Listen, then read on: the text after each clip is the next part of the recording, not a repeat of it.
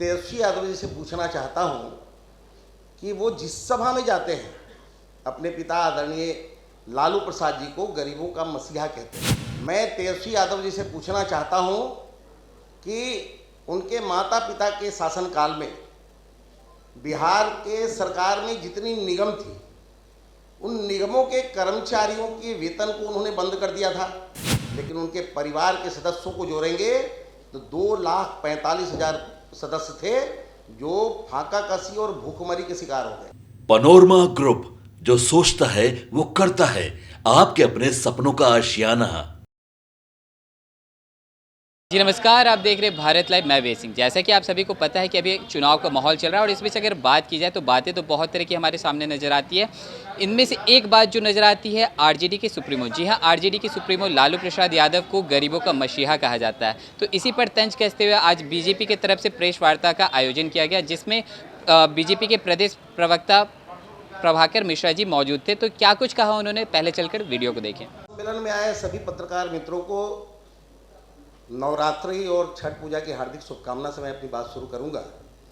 मेरे साथ मंच पर मीडिया के सह संयोजक मित्र प्रकाश मालाकार जी, सूरज पांडे जी, हमारे मित्र और सहयोगी प्रवक्ता विप्लव जी, पैनलिस्ट पीयूष जी। आज जो संवाददाता सम्मेलन में करने जा रहा हूं उसका विषय है पूछता हूं।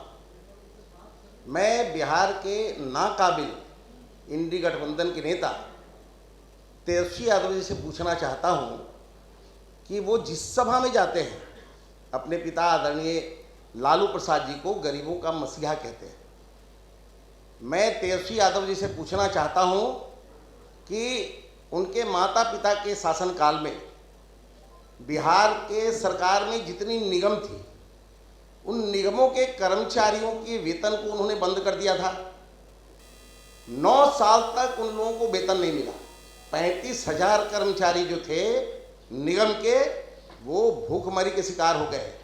कर्मचारी 35,000 थे, लेकिन उनके परिवार के सदस्यों को जोड़ेंगे तो 2,45,000 सदस्य थे जो फाका कसी और भूखमरी के शिकार हो गए। उनकी चिंता उनको नहीं थी, उनका जो वित्तीय प्रबंधन था फेल हो चुका था। कर्मचारियों को वेतन देने में वो सक्षम नहीं थे। केवल गरीबों के मसीहा कहने से गरीब के मसीहा नहीं बनता आदमी। कष्ट इतना था कर्मचारियों को कि उनके परिवार के सदस्य आत्मदाह कर रहे थे, आत्मदाह कर रहे थे। आपको एक उदाहरण देता हूं। चंदन भट्टाचार्य जी 15 अगस्त 2002 को हाई कोर्ट के सामने उसने आत्मदाह कर लिया। वो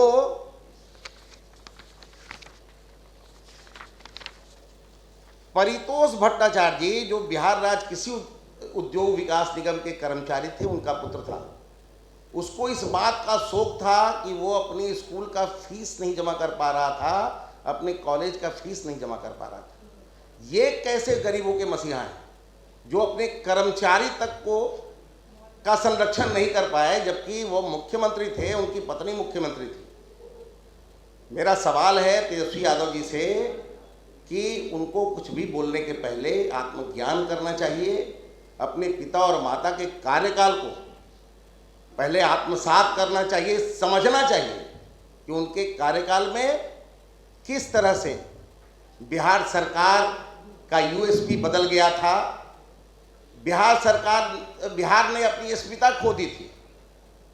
सड़क में गड्ढे थे कि गड्ढे में सड़क, ये बिहार के लोग नहीं जानते थे। विद्युत के तार थे, पोल थे, लेकिन करंट नहीं था। उसमें कपड़े सुखाए जाते थे। घर से शिल्पी गौतम कांड और पापरी बोस कांड के बाद घर से लड़कियों को निकलने पर प्रतिबंध लग गया था। शाम होते सड़कें सन्नाटा हो जाती थी सड़कों पे। उद्योग, बिहार में अपहरण उद्योग अपना रूप ले लिया था, जिसका हेडक्वार्टर, मैं प्रमाण के साथ बोल सकता हूं कि जिसका हेडक्वार्टर मुख्यमंत्री निवास हुआ करता था। उस समय रोजी रोजगार का जो हाल था, उसमें जो फुटपाथ के दुकानदार थे उनसे उनके परिवार के लोग हफ्ता वसूला करते थे। तेजस्वी यादव जी को इन बातों को भी बताना चाहिए। वो जो जहाँ जहाँ घूम के अपने पिता को गरीबों का मसीहा प्रोजेक्ट करना चाहते हैं, उनको सच्चाई से बिहार की जनता पहले से अवगत है। बिहार की जनता ने दंश झेला है 90 के दशक का, और किस तरह से बिहार में जातीय नरसंहार, भाई को भाई से लड़ाना और भूरा बाल साफ करो जैसे स्लोगन से भाई को भाई से लड़ाया गया। उस दौर को भी उनको बताना चाहिए। उनको बताना चाहिए कि मेरे पिता और माता के कार्यकाल में बिहार ने अपनी अस्मिता खो दी थी। तो केवल ये कहने से कि उनके पिता गरीबों के मसीहा है, किसी के गले में बात नहीं उतरती है। केवल चंदन भट्टाचार्य जी उदाहरण नहीं है, उनके बाद कई लोगों ने आत्महत्या करने की कोशिश की।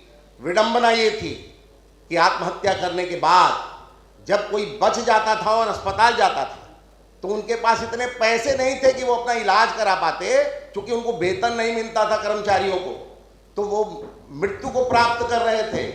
तेजस्वी यादव जी से पूछना चाहता हूं कि गरीब के मसीहा लालू प्रसाद जी का जो ये चरित्र चित्रण मैंने किया है, उसके बारे में उनका क्या कहना है?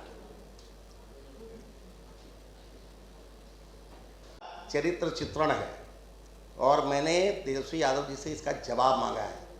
मेरा आप सबों से प्रार्थना होगा कि इसी विषय को आज रहने दें, नहीं तो मेरा विषय मर जाएगा। इस विषय से जुड़ा हुआ कोई प्रश्न हो तो अवश्य पूछें। आप सबका बहुत बहुत धन्यवाद। अल्पाहार करें। एक सवाल है, राजद की तरफ से ये कहा जा रहा है कि ये लोग बेरोजगारी महंगाई पे बात ना करके 2005 की पहले की याद करते हैं। 18 साल से तो सरकार में आप बिहार में, फिर भी आज मजदूरों का राज्य बिहार बना हुआ है।